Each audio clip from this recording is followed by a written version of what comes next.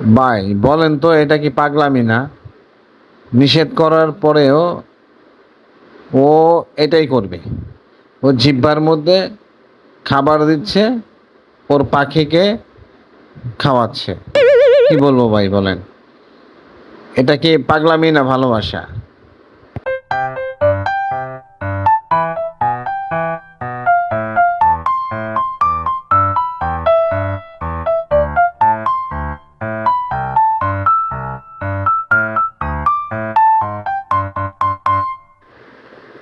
তবে নাছোড়বান্দা পাখিটাও আছে ভাই।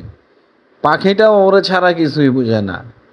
দেখেন না কিভাবে খাবার দিচ্ছে, ওর জিবলা থেকে খাবার নিচ্ছে। পাখিটাও আছে ভাই, অনেক দুষ্ট পাখিটা।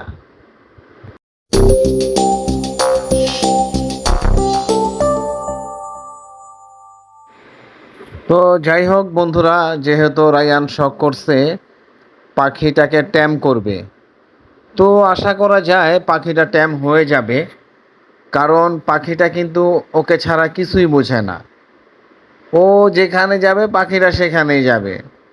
ও যেভাবে খাওয়াবে পাখিটা ঠিক সেভাবেই খাবে। আল্লাহ ভরসা, আল্লাহ মালিক। আপনারাও দোয়া করবেন ওর পাখিটার জন্য।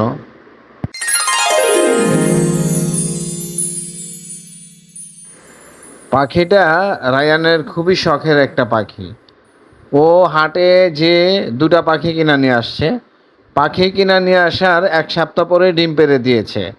7টা ডিম পারছে, তার মধ্যে থেকে 5টা বাবু হয়েছে, 4টা মারা গেছে।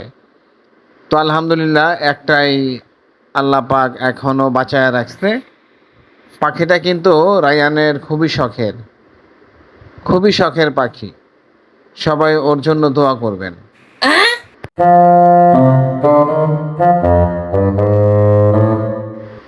পাখিটার জন্য স্পেশাল কোনো খাবার কিন্তু রাখি নাই আমরা। ওর খাবারের মেনু হচ্ছে বনরুটি। বনরুটি ভিজিয়ে ওকে খাওয়াচ্ছি, আর সকালে ডিম। ডিম একদম নরম করে ছোট ছোট করে তারপরে ওকে খাওয়াচ্ছি। তো বন্ধুরা, আপনারা চাইলেও এরকম একটি শখের পাখি ট্যাম করতে পারেন। কারণ বেশি ঝামেলা না। বাজরিকা পাখির বাচ্চাগুলোর খাবারেরও তেমন কোনো চাহিদা নাই। ওদেরকে আপনি রুটি ভিজিয়ে দিবেন, ও সুন্দর মতো খেয়ে নেবে। ওর খাবারের কোনো এক্সট্রা কোনো চাহিদাই নাই।